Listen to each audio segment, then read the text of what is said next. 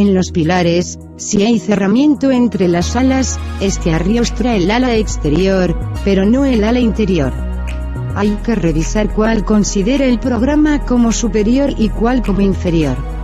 Si el ancho del pilar es parecido al del cerramiento, el cerramiento arriostra ambas alas.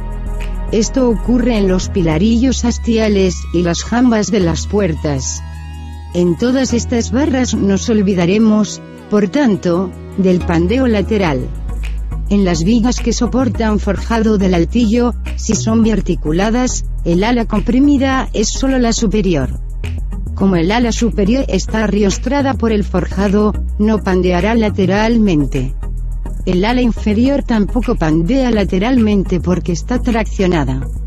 Por tanto, todas las vigas del forjado podemos dejarlas sin considerar pandeo lateral. En barras biarticuladas que apenas tengan flexión no habrá pandeo lateral. Es el caso de los pilares del altillo, de todas las barras de arriostramiento longitudinal y de las de cierre de los recuadros arriostrados. El siguiente paso será revisar las limitaciones que debemos imponer para la comprobación del estado límite último de deformaciones. Nos fijaremos únicamente en la flecha de las vigas. El programa calculará esta flecha y la comparará con los valores límite que les impongamos a las barras. Limitaremos la flecha de los dinteles de los pórticos y las vigas de forjado del altillo. Las flechas se limitan en barra, flecha límite. Seleccionamos y damos al botón derecho del ratón. En la ventana que aparece podemos seleccionar limitaciones en términos absolutos o relativos a la longitud de la viga. La flecha puede limitarse para la flexión en los dos planos, pero en nuestro caso solo tiene sentido en el plano fuerte, que, según el dibujo, es el XZ. Pondremos la limitación general que impone el código técnico de la edificación de la longitud partida por 300 para la flecha activa relativa. La flecha activa es la debida a las cargas variables. Limitar la flecha activa suele ser suficiente en naves industriales, pues, de acuerdo a la norma, debe limitarse la flecha que se produce tras la puesta en obra del elemento. Es decir, descontando el peso propio.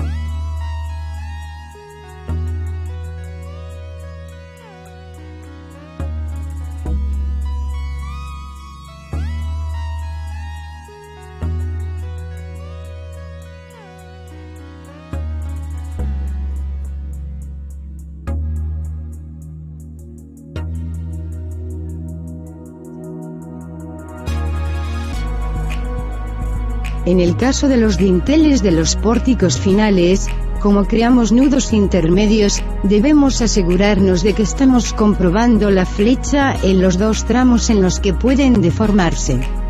Tenemos la opción de barra, crear grupos de flecha, para crear o dividir grupos de tramos alineados en los que hacer la comprobación de flecha. Nosotros escogeremos dos tramos diferentes para comprobar la flecha en los dinteles extremos seleccionando los nudos. La ventana que se abre exige que escojamos entre flecha secante o tangente. La secante es la opción que hay que utilizar para tramos entre dos apoyos, mientras que la tangente se corresponde con flechas en ménsulas. Dejaremos flecha secante.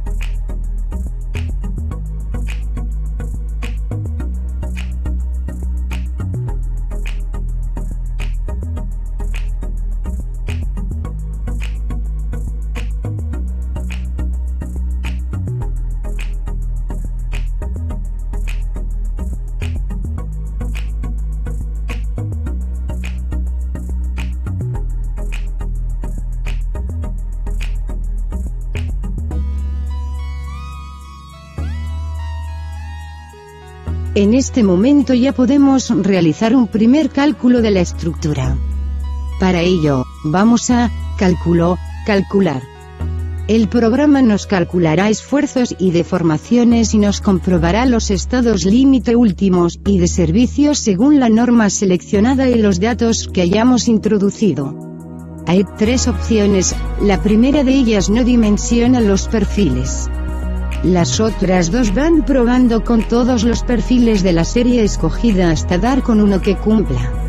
Este dimensionamiento puede hacerse con mayor o menor optimización.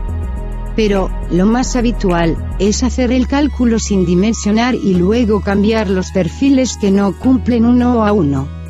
Después de los cambios hay que recalcular siempre.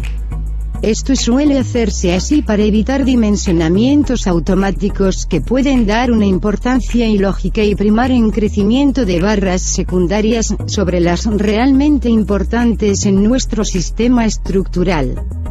Aceptamos sin dimensionar y esperamos a que se complete el cálculo.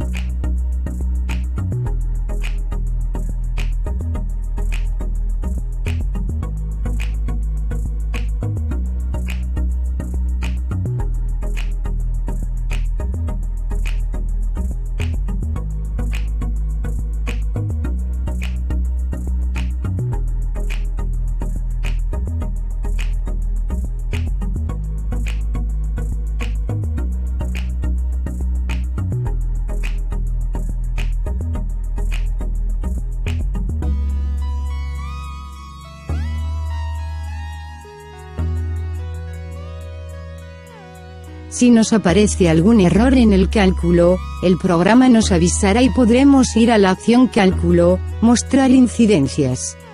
Esto nos mostraría el error que tenemos en el diseño de nuestra estructura indicando su localización. Cuando la obra está calculada, iremos al menú de cálculo. Ahí podemos ver en Cálculo, Comprobar elementos, cuáles son las barras que no cumplen alguna comprobación. Con esa opción pulsada, se verán las barras que no cumplen marcadas en rojo. Si pinchamos en alguna barra problemática, podemos ver la lista de perfiles de la serie y escoger el primero que cumpla las comprobaciones. Para escoger un perfil válido pinchamos 2 veces sobre él. Recordemos que el resto de las barras que estén agrupadas con esa también cambiará. Después del recálculo, debe comprobarse que no hay barras que fallen o si hay barras que pueden ser ajustadas algo más. Este es un buen momento para detectar barras en las que no se ha puesto bien algún coeficiente. Lo habitual suele ser haberse dejado alguna barra sin ajustar correctamente los coeficientes de pandeo o pandeo lateral. Una vez redimensionadas todas las barras de modo que no den error, debe recalcularse la estructura. Este proceso debe repetirse varias veces hasta tener la estructura con las barras ajustadas y sin errores.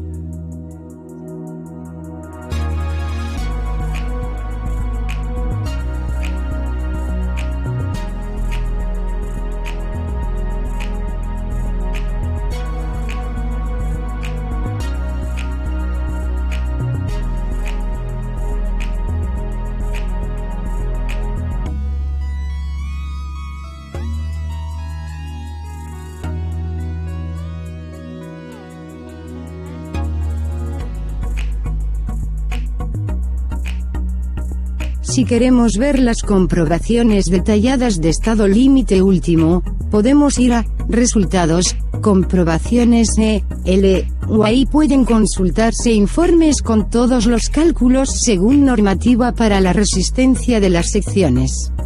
Se detallan los cálculos, paso a paso, frente a los diferentes esfuerzos y sus inestabilidades. Esos informes pueden descargarse en diferentes formatos editables. Entre los muchos resultados que pueden consultarse, lo habitual es revisar siempre las envolventes de esfuerzos, de modo que se compruebe que las barras están trabajando del modo adecuado. Esto quiere decir que las barras destinadas a soportar esfuerzos de flexión tengan principalmente flectores, que los nudos que queramos diseñar como articulados no tengan momentos, etc. Las envolventes son gráficas que muestran los valores máximos y mínimos de todas las combinaciones de cargas para un esfuerzo determinado. Otros valores de resultados que pueden ser consultados son las reacciones, los desplazamientos, las leyes de esfuerzos, las leyes en un punto concreto. Todos estos valores pueden ser explorados y revisados para tener una idea clara de cómo trabaja la estructura en las diferentes hipótesis o combinaciones de hipótesis. Tras uno o dos cálculos más, lo normal es que la estructura esté prácticamente dimensionada. Los pasos siguientes serían comprobar la traslacionalidad, calcular las uniones y la cimentación. Debemos tener en cuenta que supusimos desde el principio que nuestra nave sería una estructura intraslacional. Y eso marcó decisivamente la selección de coeficientes de pandeo. Ahora debiéramos comprobar, con el método simplificado que propone la normativa, si esta estructura es efectivamente traslacional.